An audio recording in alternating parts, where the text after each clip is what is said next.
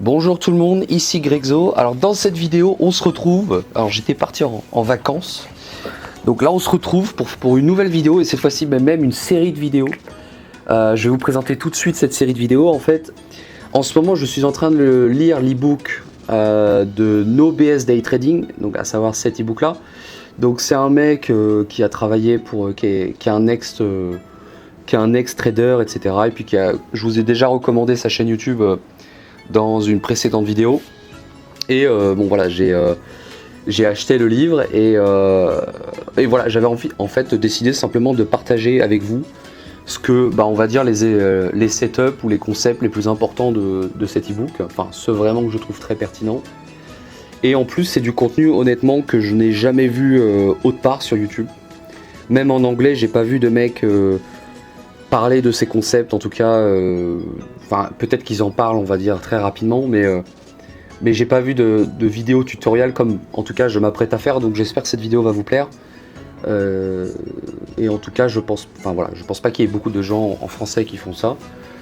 Mais voilà, le but c'était que moi je suis en train de lire l'e-book au fur et à mesure, et puis et en fait pour être transparent avec vous, en fait j'étais en train de lire l'e-book et j'avais commencé moi à faire des fiches mémo pour moi.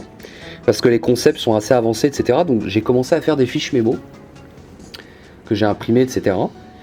Et après je me suis dit, tiens, pourquoi pas documenter simplement ce que je suis en train de lire, et même de vous partager avec vous ces fiches mémo pour simplement partager. Puis vous, si vous...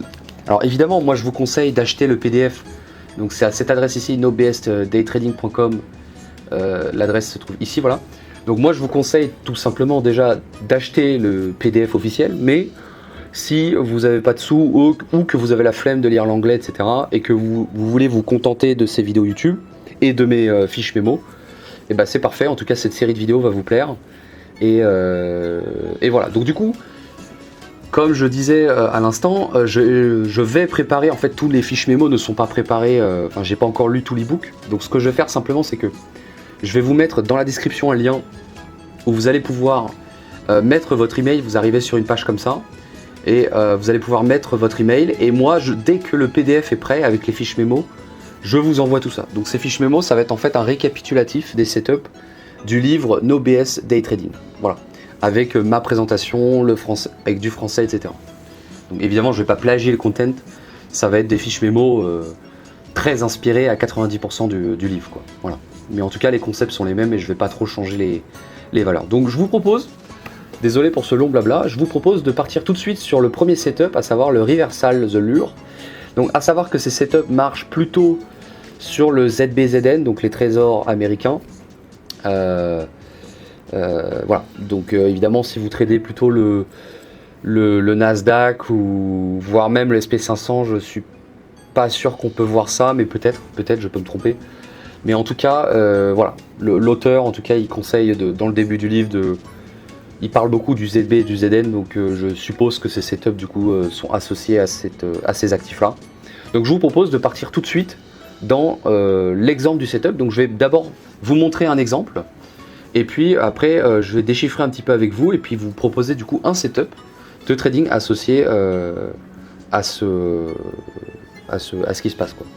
Donc ça s'appelle le setup le Reversal The Lure.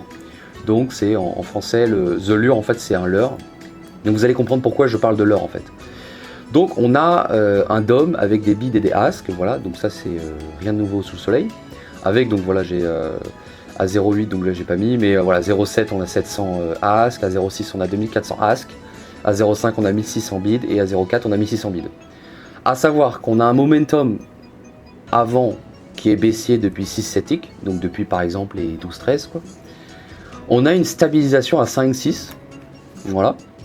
Et on a donc des gros orders entre 5 et 6. En fait, on est sur un point de stabilisation avec des gros orders. D'accord.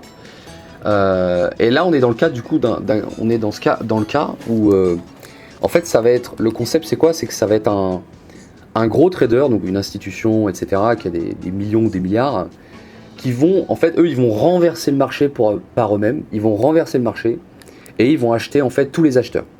Donc je vais vous expliquer tout de suite exactement en quoi ça consiste. Donc on se retrouve avec une configuration comme ça dans le DOM avec les bids. Donc voilà, 1600.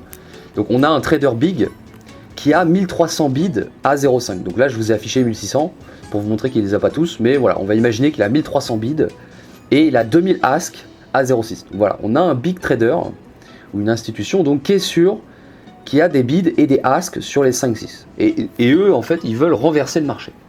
Donc qu'est-ce qu'ils vont faire? Le trader big, donc on est toujours sur les 5-6, il va pull ses bids. Donc ça veut dire qu'il va retirer les bids qu'on avait avant. Les bids qu'on avait avant. Vous voyez, tout à l'heure, on avait 1600. Comme je vous ai dit, il avait 1300 bids. Il va retirer ces 1300 bids. Voilà, donc on se retrouve avec 300 bids. Donc là, qu'est-ce qui se passe? C'est que le DOM paraît excellent pour un vendeur. C'est-à-dire que les gens qui ont vendu avant se disent « Oh bah super, il y a un affaiblissement des bids, donc c'est automatiquement, enfin, on peut penser en tout cas que c'est bon signe en tout cas pour un vendeur. » Sauf que c'est un leurre. Parce que, encore une fois, à 5 et 6, c'est le même trader qui possède la majorité des bids et des asks. Donc ce même mec, cette institution, va retirer ses bids à 0,5 comme je viens de vous dire, mais encore une fois c'est un leurre, vous allez voir. Le trader, en fait, le trader big, donc l'institution va switch, donc il va changer en fait ses asks. Donc tout à l'heure vous voyez on avait 2400 asks, il va retirer ces 2400 asks et il va les transformer en bid. D'accord? Donc il va, vous voyez, il vient de switch en fait ces 2000 asks qu'il avait au début en bid. Donc pourquoi il a fait ça? Parce qu'en fait à ce moment-là, avant, tout à l'heure, en fait, on avait le fait que tout à l'heure il retire, en fait tout à l'heure quand il avait 1600 bids ici et qu'il retire ces 1300, en fait quand on regarde le DOM en fait sur Jinxo ou sur un autre logiciel, on va en fait taper le bid en fait. C'est-à-dire que le cours en fait il oscille entre le bid et le ask. Donc à ce moment-là, quand il y a 300, en fait, il y a de fortes chances qu'on vienne taper le bid, d'accord? Et lui, le big trader, ce qu'il va faire, c'est qu'il va changer ses asks, il va les mettre dans les bids. Et ce trader va même acheter très rapidement, donc c'est censé être instantanément, ou en tout cas très rapidement, il va acheter les 400 asks à 0,6. D'accord? Donc comme j'ai dit, si c'est pas rapidement, c'est que c'est pas un big player, donc le setup est invalide. Mais voilà, grosso modo. Donc comprenez-moi bien, je réexplique, mais voilà. Il avait 1600 bids, il les a retirés, il a retiré 1300, il avait 1300 bids pardon à 0,5, il les a retirés. Là le cours paraît top pour les vendeurs, donc ça va hit le bid. Et là, il va pull ses asks et il va les mettre dans les bids. Et qu'est-ce qui va se passer après? C'est que du coup, il va pull ses asks, il va les mettre dans les bids et il va réacheter directement les asks. Et là, il va commencer en fait à absorber le marché, ça veut dire que le trader big, déjà, il a reverse le marché à lui tout seul sur les 5 qui étaient en momentum baissier depuis le début. Le trader big, il va continuer d'acheter les asks à 0, donc il les a achetés à 0,6, mais il va continuer de les acheter à 0,7, 0,8. Les vendeurs qui ont vendu à 0,7, 0,6, 0,5, eux, ils se retrouvent en difficulté. Donc eux, ils vont avoir des stop loss qui vont trigger, donc ça va aider évidemment le trader big, quoi, parce que lui, le trader big, il veut simplement aspirer les gens en fait, d'accord? Lui, il veut faire de l'argent en fait, donc il aspire. Et ce reverse, comme je le disais, peut durer jusqu'à en moyenne entre 3 et 10 ticks. Donc vous voyez un petit peu la mécanique de ce qui s'est passé. Donc j'ai fait une explication ici du setup. On a un momentum baissier en amont, mais par contre c'est un momentum baissier, d'accord? C'est pas un momentum, vous savez, c'est pas un espèce de crash. Il s'est pas passé 10 ticks de crash vraiment très rapidement en fait. C'est un momentum qui est baissier, mais tick par tick, quoi. C'est-à-dire ça fait des ticks up, des ticks down, mais ça descend. Ça fait genre un tick up, 2 ticks down, un tick up, 2 ticks down. Vous voyez, c'est une descente qui est progressive, d'accord? Parce que un mec, en fait, un big player va pas se permettre de faire ça si le marché a trop un gros momentum. Donc, encore une fois, on a un momentum baissier, on a un point de stabilisation avec des gros ask bid d'un trader big. Le trader big va retirer ses bids pour fake, donc c'est un leurre. Quand le marché va hit le faible bid, le trader big va retirer ses asks et mettre tout en bid. Donc là, le retournement se passe. Donc on a vu, le retournement s'est fait tout à l'heure, on l'a vu sur les 0,5 ici. Et le trader big va continuer d'absorber les vendeurs pendant quelques ticks. Et puis lui, après, au moment où il vend, on ne sait pas, enfin ça on ne peut pas savoir. Mais voilà, grosso modo c'est ça. Donc comment exploiter ce setup? Donc l'entrée idéale c'est les 0,5 voire les 0,6, mais en tout cas pas après. c'est en fait au moment, comme je disais, c'est au moment où vous voyez le switch là, entre les 0,5 et 0,6. Quand on voit en fait ce pattern là, où on voit 2400, 1600 là, vous voyez ce pattern, on voit les bits qui sont retirés. Donc en fait, on voit le fake en fait. Là, on voit le fake se produire, mais on n'est pas sûr encore que c'est un fake. Et là, on voit le retournement des asks en bid. Et donc c'est à ce moment-là qu'il faut acheter. C'est à ce moment-là qu'il faut acheter, donc possiblement 0,5, voire les 0,6 si vous êtes en retard. Donc voilà, donc du coup pendant cet retournement en fait on est censé voir les asks être aspirés rapidement. Stop loss hard, ça veut dire le stop loss que vous mettez, l'ordre stop doit être max de 2 à 3 ticks.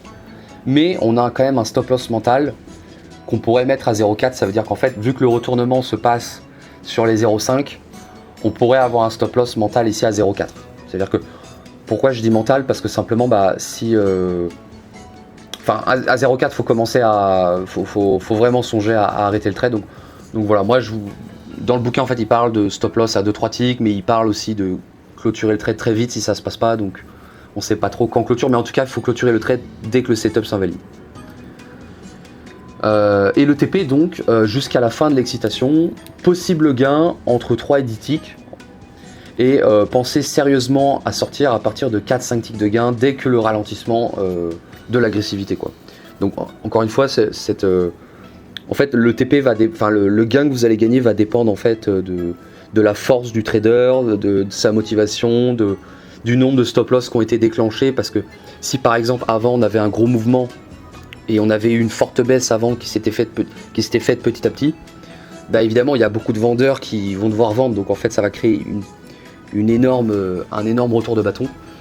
Donc voilà, dans le livre il parle d'un retournement entre 3 et 10 ticks, voilà, mais à partir de 4-5 ticks, faut avoir le doigt sur la gâchette, quoi. Donc voilà pour le setup, je sais pas si vous avez tout compris, je pense avoir été clair. Donc ça on appelle ça le reversal the lure, enfin le leurre, quoi. Donc encore une fois je répète, désolé de me répéter, mais c'est juste pour qu'on soit clair. Comme ça au moins vous êtes clair. On a un gros niveau de stabilisation après une précédente baisse. On a un mec qui retire pas mal de ses bids d'un coup, d'accord, en sachant que tout le monde ne met pas 1000 contrats comme ça facilement. Donc encore une fois les chiffres sont fictifs, mais faut adapter vous à l'actif que vous tradez. Donc il retire ses bids, il retire ses asks et il les met en bid. Et après il va racheter, et il rachète rapidement les 400 asks. Et après voilà, il va racheter rapidement. Et après il est censé aussi acheter rapidement les 7 et les 8, etc. Voilà, donc on a vraiment en fait c'est d'un point de vue psychologique, c'est un gros trader qui vous a donné l'impression au marché que ça allait descendre. Donc il retire ses bids, mais en fait c'est fake, c'est-à-dire qu'au moment où le marché va hit le bid, là lui il pull ses asks et il va les mettre dans les bids, et là il va recharger, il va monter, et là il va racheter, et il va retourner le marché à lui tout seul. Donc encore une fois, pour vous expliquer un petit peu, j'ai préparé pour ce setup une fiche mémotechnique. Donc je vais vous donner cette fiche, et toutes les autres fiches de mémotechnique du livre plus tard, en tout cas quand j'ai fini. Vous pouvez vous inscrire directement sur le lien, donc grexo.com, la fiche mémo NOBS là. Vous pouvez mettre votre email ici, et puis moi je vous envoie ça directement sur votre email. Et puis et encore une fois, bien sûr, pour faire de la pub aussi, rendre à César en tout cas ce qui appartient à César. Si vous n'avez pas le livre, je vous conseille le livre de NoBS Day Trading, donc c'est en anglais, mais je vous le conseille évidemment. Et puis moi, vous inquiétez pas, je vais faire d'autres vidéos sur tous les setups du livre, etc. Et vous expliquer en français avec ma pédagogie ce que j'ai appris. Voilà, donc je vous remercie d'avoir suivi la vidéo les gars, et puis moi je vous retrouve dans d'autres vidéos. N'hésitez pas à commenter, n'hésitez pas à mettre un j'aime, ça en tout cas ça soutient la chaîne. Et puis moi je vous dis à plus tard en tout cas, salut les gars.